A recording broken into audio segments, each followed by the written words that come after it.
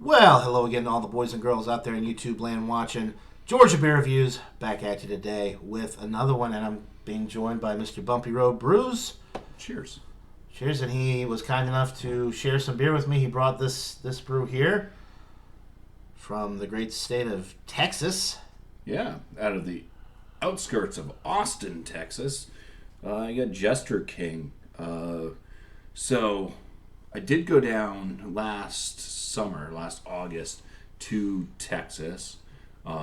We booked a hotel in Houston, and the wife and I, she wanted to go to Austin to check out some bridge thing they have down there, some walking bridge. Oh. I was like, okay, and I was like, oh, but Jester King's down that way. So we drove like 2 hours in Texas, and figured, let's stop by Jester King. Got all the way there, and there was a little sign up, a little whiteboard with with a magic marker writing, "We're closed today."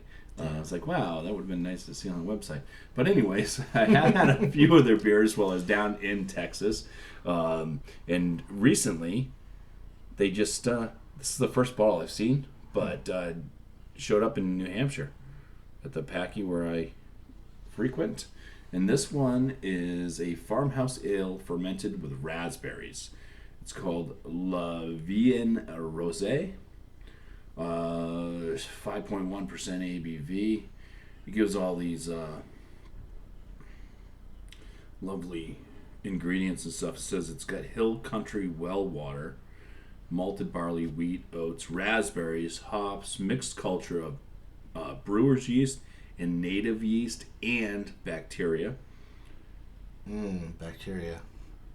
Notes, La Vie en Rosé is a dry, unspiced farmhouse ale, re-fermented with raspberries, already once used in the fermentation of Jester King, a trail rubicate, something like that. Native yeast and bacteria impart a sense of place to the unfiltered, unpasteurized, 100% naturally carbonated beer. Store cool and upright. Refrigerate minimum of 24 hours before opening. That's probably because this is going to explode out of this thing. What is that? I see a date there. It says batch number 11, August 2022. So that was when I was in Texas. It was August 2022. Wow, okay. So this was being Bottled while I was down there. And it showed up here in New Hampshire. Followed me. There is a story. I don't know if you want to read that or not, or if you can just throw it we on won't. to Yeah, it's quite long. It just talks about the. It's like it talks about a poem. It's a little poem, and then it talks on the bottom a little bit about the brewery. It's located in the beautiful Texas Hill Country on the outskirts of Austin. And in addition to beer, wine, and food, our on-site experience offers lodging, event hosting, farm tours, and more. Although not while he was down there, they didn't. Yeah, it is beautiful. It's nice. Right. It's a nice ranch area. It kind of sounds like a lot like what Treehouse is trying to do up here, where they have the brewery, and then it's just like they don't have lodging there, but it's just like a bunch of acres and open. What's the one that Tanner always talks about in Vermont that he's gone to, where you can actually stay there and it's on a ranch? I think it's in Vermont. He goes there. He's been there before. There's a Marco Polo he's sent. Von Trapp does that. They have lodging and stuff there. It's in Vermont somewhere, but anyway, that's neither here nor there, I guess. Ooh, wow! Look at the color there. Honestly, I was expecting it to be kind of like one of those, like a golden color. Yeah. I didn't think it was going to be as dark. Actually, have the raspberry. Right. Yeah. So the head did not really build anything. I should have poured a little more aggressively with mine. And this does have bacteria and stuff in it, so it may be a bit tart. Sorry for the glare there, but it is a dark purplish color. The lighting in here is not the best, so there's a lot of glare from the actual monitors, but it looks good. I mean, it looks like raspberry juice with a head. Right. Smells very farmhousey, barnyardy with the. I do get the wheat out of it with the raspberries. Oh, the raspberries are really nice. It does have that it's almost that like acid, like. It's very acidic. Yeah. Not quite vinegary, but like it does have the acidic note. Yeah, kind of like if you Yeah. You regurgitated something. Right. A little burn type. You sure have a way of making these beers sound very appetizing. Yes. Buy this beer. It smells like regurgitation. It's just like bile. Like. No, it's definitely got that deep funk though. It's if this was like a cheddar, this would be like. This would go. This would be that. Yeah. It would go great with a cheddar. So it's got malted barley and wheat and oat. So there's a lot of stuff going on with the malt profile. This does smell like it's gonna take the enamel off your teeth. It does have a very acidic. It's very nice. It smells. Yeah. I haven't had a good saison in a while. This smells very, very nice. It's making me salivate. It's kind of getting the saliva going a little bit. I'm ready for it. Let's do it. It's mostly raspberries, wheat. There's really not much. Yeah, the raspberry and that farmhouse barnyardy type thing is the main thing going on with it. Whoa! Even more sour than what I was expecting based off of the aroma.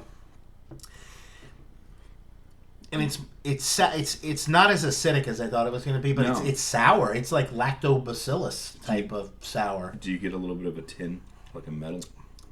Yeah. Yeah, I do too.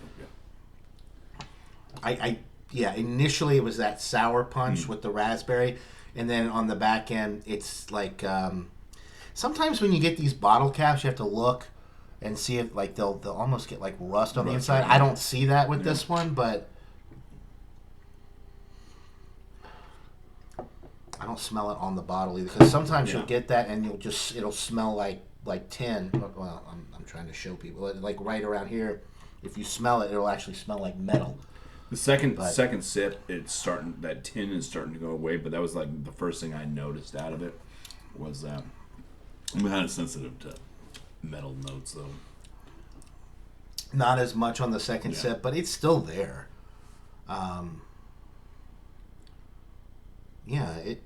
It's good. The raspberry flavor is nice. The acidity is nice. The malts are coming through a little bit of the wheat.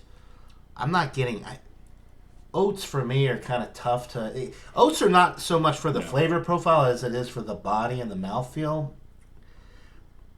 And the barley malt, I'm not really getting barley. I guess wheat would be the main malt profile that I'm picking up on with the flavor. Yeah. So it's got like a thin body to it. Very drying to the palate. It's getting better the more I sip on it. I am liking it better. So it's almost like you're having your first IPA. Yeah. You just gotta get accustomed to the bitterness. That third sip, let me take one more sip. On that fourth sip there, no tinny notes on that one. So it's dissipating. It's almost like a bit of grapiness to it too, I think. Like grape wine, Yeah, grape wine. Mm-hmm. With raspberry. And not like a grape wine, because most wine is going to be like grapes, but like a Manischewitz or like one of those sweeter wines that are made for like the Jewish people for the Passover wines. Like a table wine? Yeah. Well, not like Manischewitz, Concord grape wine. Like it's got that in there. Yeah. And the more I sip on it too, the sweeter it's getting. I think my palate's kind of adjusting to the sour and the barnyardy, and then I'm picking up on more of the sweet raspberry. So there's a lot more sweet raspberry and like Concord grape, like the dark grape flavor. Manischewitz Concord grape Passover wine. It's really good. Carbonation, I think it could be a bit spritzier than what it is. It does have like a lower side carbonation to it. It's like a little tiny carbonation bubbles that kind of roll on the tongue. Yeah. It's not, and not in the way that you would get with like champagne either, like the tiny, it's just kind of like almost not there. Like, not that it's flat, but it's, because I am getting a little bit of that regurg action with the, there you go. But it could be more carbonated, a little bit more vibrant, I think. Yeah, I think that would play better on the tongue. Probably bring out some different flavor notes. I'm really liking this though. This is we were talking before we did the review. The last saison I had, or farmhouse ale, was the peach one that we reviewed. The Allagash. Yeah. I think it was Allagash. Yeah. And I think I like this one better because there's a lot of the raspberry flavor. With the other one, I wasn't getting a lot of the peach. So I like the fruit profile with this. It's really not so much in your face, but the raspberry flavor is nice without being like cloyingly sweet, and there's a nice acidity. And that barnyardy type effect that you get with this style, and it's nicely balanced. I'll say that. There's a bit of a woodsiness to it too. There's a lot going on with this. Yeah. Now that if you get a good whiff of the aroma, it's almost like an earthy, like the hops are starting to come through a little bit. And they mention everything but what hops they use. They talk about the different malts and the raspberries that have already been used, the twice run raspberries, but all it says for hops is hops. Just hops. So it doesn't. It even says the yeast. It says brewer's yeast and native yeast and bacteria. Don't forget about that bacteria, folks. Yeah, that's what makes it right there. Good old bacteria. Lactobacillus. That's probably what it is. I should have just said lactobacillus because it does have that feel to it. I think I'm ready. Yeah. These are tough for me because I haven't had a lot of these. It's not like the juicy IPAs and the barrel-aged stouts that I drink all the time. This is one that I have to kind of think back about. Some of the other ones that I've had in this style, and I do really like this. I've had better. I've definitely had worse because sometimes these can get really funky and out there and just not very enjoyable. This one is very enjoyable. It's refreshing at 5.1%.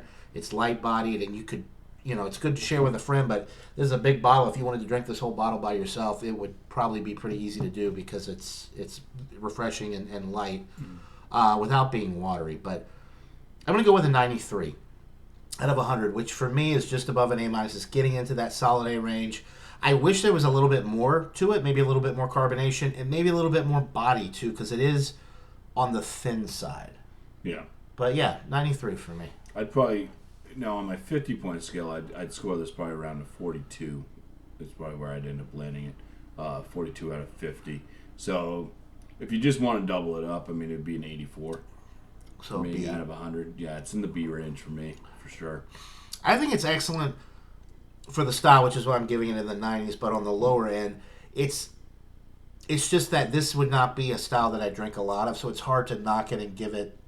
I feel like it's better than a good beer for the style. It's just not a style that I would really gravitate towards, so I'm just trying to think within the range. I'm just thinking of some of the farmhouse ales that I've had that just absolutely blew me away. This one doesn't blow me away. I need to try some of those. I can't say that I've had a saison or a farmhouse style ale that has really blown my socks off. I've had a lot of sours like that, but some of these, I think for me it's the acidity.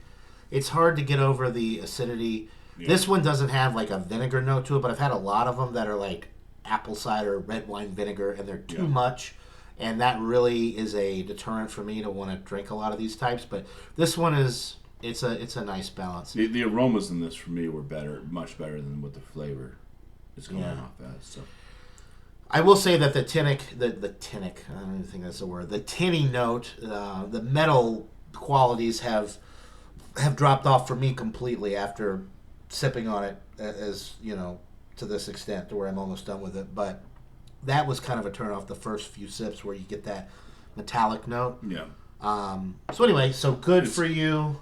Yeah. 93, just in the A range, the lower end of A range for me. Yeah. I'd probably say mid 80s for me. Mid 80s and mid 80s, low 90s for me. So a solid beer. Definitely really good within the style. It's just one of those things for me personally. I don't drink a lot of these, so it's hard to be too critical because I know that it's a well-made beer, and there's nothing off about it other than that initial metallic note, but that did dissipate. Kind of like when you open a skunked beer, you pour it in a glass, you let it set. You let it set for a minute, and then it goes away. It's kind of like that type of thing for me. So anyway, thanks to Bumpy for providing this wonderful beer. Sorry for the long, drawn-out review. We're going on 15 minutes, but that's okay. You don't get, the Bumpmeister and an We started with a story too. So. That's all right, but cool label and nice big bottle. What'd you pay for this? You said it was 20. I believe it was $21.99 for the bottle. Okay, this is a good one. If you like this style, I would recommend buying it and trying it because I think it's very well made. But I wouldn't buy more than one at that price because that's especially for 5.1%. When I can get a $20 4-pack of like a double or triple IPA from Treehouse. But anyway, that's neither here nor there. Thanks again to Bumpy for joining me. More to come soon. That'll do it for this review, guys. Hope you're all having a wonderful day. And until next time, cheers, everybody.